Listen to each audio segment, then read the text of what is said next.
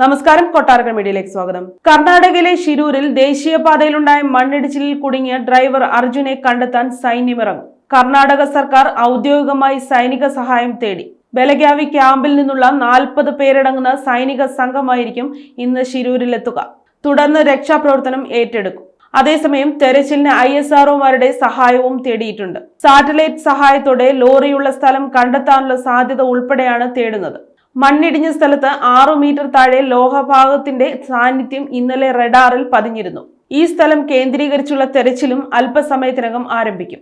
അർജുന്റെ കുടുംബത്തിന്റെ ആവശ്യപ്രകാരം വിഷയത്തിൽ ഇടപെട്ട AICC general secretary KC Venugopal Karnataka ഉപമുഖ്യമന്ത്രി DK ശിവകുമാറുമായി സംസാരിച്ചതിന്റെ അടിസ്ഥാനത്തിലാണ് തീരുമാനം. കർണാടക മുഖ്യമന്ത്രി സിദ്ധരാമയ്യ ഇന്ന് അപകടസ്ഥലം സന്ദർശിക്കും. ഇന്ന് ഉച്ചയോടെയായിരിക്കും സിദ്ധരാമയ്യ ഷിരൂരിലെത്തുക. രക്ഷാപ്രവർത്തനത്തിന് സൈന്യത്തിന്റെ സാന്നിധ്യം ഉടൻ ഉറപ്പാക്കണമെന്ന് അർജുന്റെ കുടുംബം ആവർത്തിച്ച് ആവശ്യപ്പെട്ടിരുന്നു. വാർത്ത കണ്ടും അല്ലാതെയും ആർമി ഉദ്യോഗസ്ഥർ കുടുംബവുമായി ബന്ധപ്പെട്ടിട്ടുണ്ടെന്നും ഇതുവരെ ഔദ്യോഗിക അറിയിപ്പ് ലഭിച്ചിട്ടില്ലെന്നാണ് ഉദ്യോഗസ്ഥർ പറയുന്നതെന്നുമാണ് കുടുംബം ഏഷ്യാനെറ്റ് ന്യൂസിനോട് പ്രതികരിച്ചിരുന്നത്. ഇതിനിടെയാണ് രക്ഷാപ്രവർത്തനത്തിന് സൈന്യത്തെ വിളിക്കാൻ കർണാടക സർക്കാർ തയ്യാറായത്.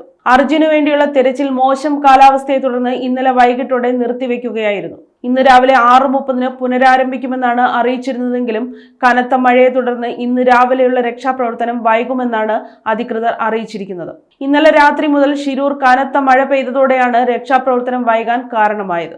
മണ്ണിടിഞ്ഞു വീണ റോഡിന്റെ നടുഭാഗത്ത് നിന്ന് വൈകിട്ടോടെ ഒരു സിഗ്നൽ ലഭിച്ചിരുന്നു. പാറയും മണ്ണും അല്ലാത്ത വസ്തുവിന്റെ സിഗ്നലാണ് കിട്ടിയിരുന്നത്. സിഗ്നൽ ലോറിയുടേതാണെന്ന് ഉറപ്പിക്കാനായിട്ടില്ലെങ്കിലും 70% യന്ത്രഭാഗങ്ങൾ തന്നെ ആയിരിക്കാമെന്ന വിലയിരുത്തലിലാണ് പരിശോധന നടത്തുന്ന റഡാർ സംഘം. ഇന്നലെ സിഗ്നൽ ലഭിച്ച ഭാഗം മാർക്ക് ചെയ്ത് കൂടുതൽ മണ്ണെടുത്ത് പരിശോധന നടത്തുന്നതിനിടെയാണ് മഴ ശക്തമായത്. ഇതോടെ മണ്ണ് വീണ്ടും ഇടിഞ്ഞേക്കുമെന്ന സംശയത്തിൽ രക്ഷാപ്രവർത്തനം നിർത്തിവെക്കാൻ തീരുമാനിക്കുകയായിരുന്നു.